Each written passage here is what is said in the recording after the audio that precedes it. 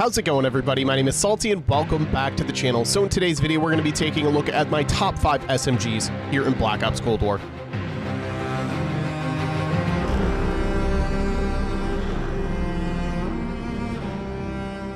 Now, first and foremost, I'm going to need you guys to make sure you hit that subscribe button for me so you don't miss any of my daily Call of Duty videos. And then make sure you also smash the like button so this video can reach other people looking for the same kind of content. Let's jump right into it. So starting here at number 5, I have the OTS-9.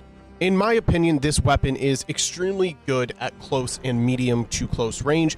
It is just something that seems unmatched. It's a weapon that feels extremely comfortable in my hands while I'm using it. I don't know if it's the sound of the gun, the hit markers of the gun, just something about it just feels extremely good. We're going to jump into my class setup though. I don't really have much of an explanation as to why I like this gun so much, because statistically it really isn't that great, but when you use it, it just has a totally different feeling as a whole, and I definitely feel safe putting it at number 5. So starting here, we have the agency or groove suppressor. This is going to be for vertical recoil control, and then of course the ability to stay off the map pinning from your enemies. It is an extremely aggressive SMG, so having that suppressor is going to be much easier to streak up and get a nuclear or score streaks, anything of that nature. Now for the barrel, you need the 7.1-inch Liberator. Where the OTS-9 lacked the most is going to be that bullet velocity category. The effective damage range is set at 9.52 meters. Like I said, it's a very aggressive close range or close medium range SMG, so 9 meters is actually a very good statistic there, but the bullet velocity was extremely low. This brings it up to 500 meters per second, so that's definitely the go-to barrel for me. Down to the magazine, we have the 32 round fast mag. This is the largest magazine size you can have while having a fast mag. If you're playing on a bigger map, like I would say standoff, raid, you can definitely swap over to this normal 40 round mag, so you're not sacrificing too much aim down sight speed, but I tend to use the OTS on smaller maps like Crossroads Strike, Miami Strike, Nuketown, so I do definitely like having the ability to reload quickly here. For the handle, I have the GRU Elastic Wrap. Pretty simple here, the most amount of aim down sight speed. If you're going to be playing extremely aggressive, you need that snappy aim. You also get the ability to drop shot, and then of course the flinch resistance on top of that. And then for the stock, you're going to want the KGB Skeletals stock here. This is going to be for the most amount of sprint to fire speed added to the weapon, while also giving you some aim walking movement speed. If you're going to be playing aggressive with SMGs, you definitely need the most amount of sprint to fire speed. Let's jump over to number 4. Now, at number 4, I have the OG overpowered weapon here in Black Ops Cold War. If you guys played in the very early goings of Black Ops Cold War, you'll know that the MP5 was actually ridiculous. It had 0 recoil at all ranges. The effective damage range was crazy. The fire rate was nuts, and you could run the task force barrel in the process, giving it the extra damage. This thing was actually probably the most broken gun in the game. It was probably more broken than the Tech 9 ever was, but they did nerf it pretty quickly. But let's jump into the meta class setup for now. Starting here, the 9.5-inch Ranger, much like the OTS's weapon, is best used at close and close medium range. And the one downfall it did have is going to be the bullet velocity. It actually had the same exact bullet velocity as the OTS-9. So with the 100% added here with the Ranger barrel, you're getting it up to 500 meters per second. Down to the underbarrel, you're going to want the field agent grip. This is to eliminate all recoil control here with the MP5. 8% or 6% added to your vertical recoil control, 20% to your horizontal. If you're good at controlling vertical recoil control, the field agent grip is not necessary here. You can go with the normal foregrip. However, I'm going for the easiest class setups for you guys to use here, so definitely the field agent in that note. For the magazine, the 50 round drum to maximize the ammo capacity, but not sacrifice too much in your ADS category as a whole.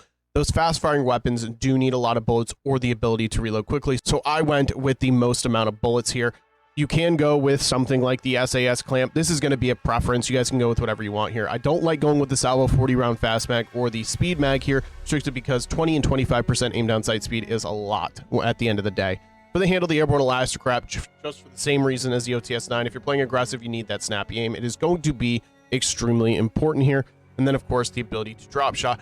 And of course the flinch resistance. Now down to the stock, the Raider. This is again the same reason as the OTS. You're going to need that sprint to fire speed. And then the aim walking movement speed is just the added bonus here. The MP5 is one of my most used weapons in the game. It's at number 5 because when the game first came out, this is all I used. Like I said, it was extremely broken, but it was extremely fun to use. So this class setup is the most similar I could bring it to. The task force barrel has a bit too much recoil. And like I said, I'm trying to make it the easiest class setups for you guys to use here in this video. Let's jump over to number 3.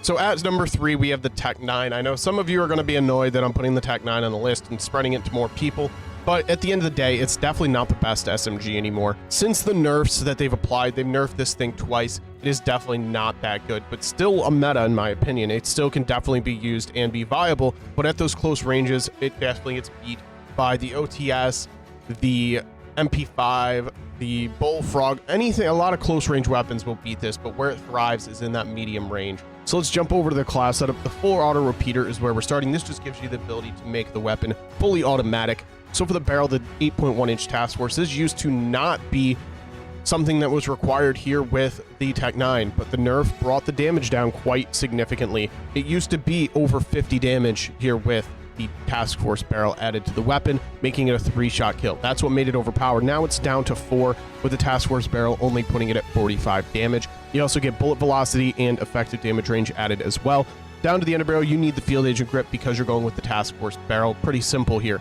The task force barrel gives this thing a ton of kicks, so you're going to need a field agent for both vertical and horizontal recoil control, and you still may find yourself having it kick up a little bit, but that's just what's going to make this gun as balanced as possible. If they were to take away some of that recoil control, this thing would be back to its broken state again. Down to the magazine, I'm going with the 39 round mag here. This is simply because I cannot go with the fast mag with this particular build. Your ADS speed would be way too slow. It's still an SMG at the end of the day, even though you can take medium range gunfights. I'm not going with a handle, as you can see here, and this is a different case compared to the MP5 and the OTS. This weapon, like I said, is best used at medium range, so you don't necessarily need that extremely fast ADS, but you will need it fast enough that you can pick up and get a kill at medium range. Down to the stock, just like the other two. The Raider, pretty common trend here for the sprint to fire speed and aim walking movement speed. Let's jump over to number 2. Now, at number 2, I have the LC10. This thing actually received multiple nerfs and is still sitting at number 2 on my list. This thing has little to no recoil, and it packs a punch at almost all ranges. Due to the low recoil, the high bullet velocity of the weapon, it's almost like an AR with a fast fire rate. So jumping over to the class setup here, starting with the agency suppressor. This is going to be for both vertical recoil control and the ability to stay off the map. The LC10, for some reason, feels extremely good when I run the agency suppressor. It feels like my bullets connect extremely well. I've tried the infantry compensator, the SOCOM eliminator, the muzzle brake, and all of those just seem to not connect as well as the agency suppressor. I don't know what it is about that, but I really do enjoy running it here. For the barrel, you need the 12.5-inch extended. It brings it up to 574 meters per second. The extended barrel is actually one of my new attachments added to the weapon. You're not sacrificing anything in return by running this barrel. You're not sacrificing movement speeds. You're not sacrificing strafing speeds. You're not sacrificing recoil control. And it still puts the bullet velocity above every other SMG we've had on this list. I used to use the Ranger, but that actually takes off 20% of your aim walking movement speed there, which just, in my opinion, it wasn't too big of a deal, but this thing felt so much better while going with the extended. As you guys can see here, we're not going with an underbarrel because the recoil control is almost non-existent with the weapon. So we're jumping right down to the magazine where we have the 52 round fastback, the most amount of bullets, and the ability to reload quickly here. The LC10 is actually a gun you can use on really any sized map. You just need to play it the correct way. You can take medium range gunfights, you can take close range gunfights, and sometimes even long range gunfights, because like I said, recoil is non-existent. So we have the 52 round fast mag here if you do play extremely aggressive with it. For the handle, we have the Serpent Wrap. This is going to be to not sacrifice any of your movement speed. So the airborne elastic wrap here, one thing that's very overlooked with it is the -10 to the shoot moving speed. And in my opinion, that's actually quite a big stat. It's not too noticeable with SMGs compared to ARs, strictly because SMGs just stock have faster movement speeds. But if you want to ramp up your movement speed even further, you run the Serpent here, where you're still getting 25% added to your aim down sight speed, but you're not losing that 10% in the aim walking movement speed. And now finishing us off with the Raider stock, this is going to add even more aim walking movement speed onto your weapon. And then of course the sprint to fire speed. All right, so we're going to jump over to number 1. I'm sure many of you won't be surprised. So at number 1, we have the AK-74U. This is my most used weapon by about 15,000 kills. I have racked it up to over 30,000 kills just with this weapon, and this is the class setup that I have used for a long period of time. No recoil, great bullet velocity, great movement. I love the AK-74U, and I love this particular build. So let's get into it here, starting with the 10.3-inch Liberator. This thing is basically like an AR. It is a fast-firing SMG that has the potential to take medium-range gunfights. So I would love to hear if you guys have any ideas as well. I really like making these videos. So later on today, we're going to have the LC10 video because I had so many questions about the LC10 in my settings video. It was what was on the screen with a few minor changes to it. So we're going to have a gameplay on that later for you on today. So make sure your notifications are on so you don't miss that. There's not going to be any gameplay to feature. We're going to have a video on every single one of these weapons here in the near future. So if you guys learned something new, make sure you guys hit the like button for me and also hit the subscribe button. Hope you enjoyed. If you guys enjoyed the video, if you could make sure you hit that like button for me, that'd be absolutely awesome. If you're new to the channel, make sure you also smash that subscribe button. I'll see you guys in the next video. What?